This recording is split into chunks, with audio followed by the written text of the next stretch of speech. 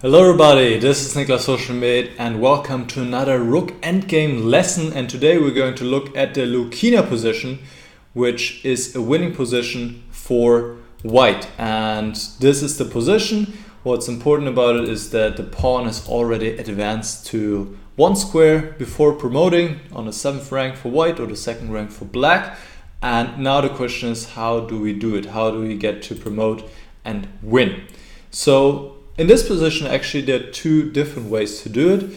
If the pawn was on the G file, there would be just one way to do it, which is the bridge, which is also the more commonly known. And I'll show you both techniques here, but if you just remember the bridge, it will always work no matter where you are, unless you have an H pawn, then it's a different story, and I'll actually talk about the H pawn in another video. But with the B to G pawns, it's always the same story and you can use the bridge. Alright, so here first give a check, drive the king away a little bit. The king has to go to the G file because of king e6, simply king e8 and white queen's next move. So king g7. And now here are the two ways. There's actually another third move. But first let's see, one pretty simple way is to bring the rook to c8 here. So let's see how this works out. Rook a1, king comes back, black really doesn't have more useful moves here, and now rook c8, and now you can just bring out the king.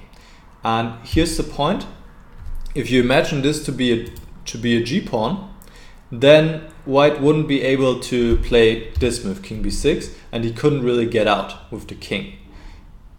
He couldn't really get out of the checks, and it would not work. So this is why the technique doesn't work with the G pawn. But here white can just run away with the king and eventually get out of the checks, and white will queen. This is a very good setup to remember. Pawn protects the rook, rook covers the d8 promotion square, and white will queen and black has to give the rook. So this one way, pretty simple.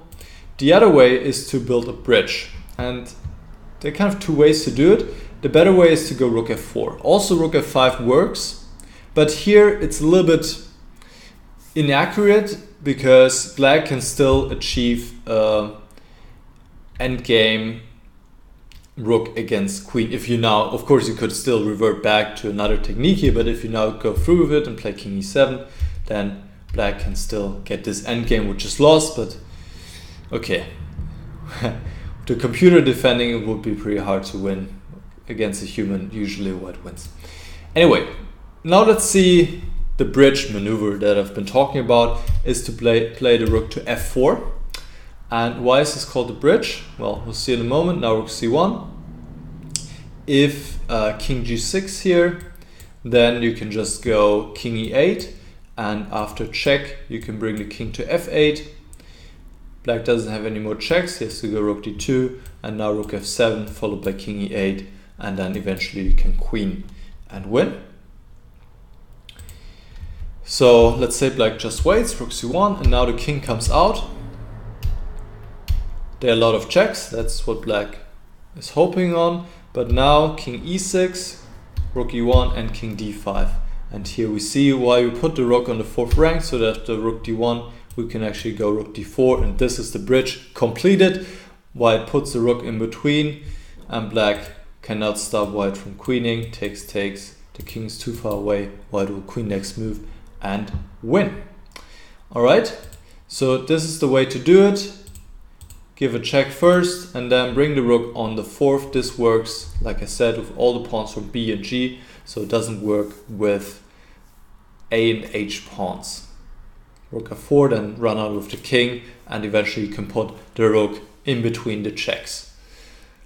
Alright, I hope that was clear to everybody. If not, please let me know in the comments, and then I'll see you next time. Actually, let me say, if you have any suggestions for future endgame videos, anything specific that you would like me to cover, then also let me know. Alright? Okay, see you guys next time. Bye bye.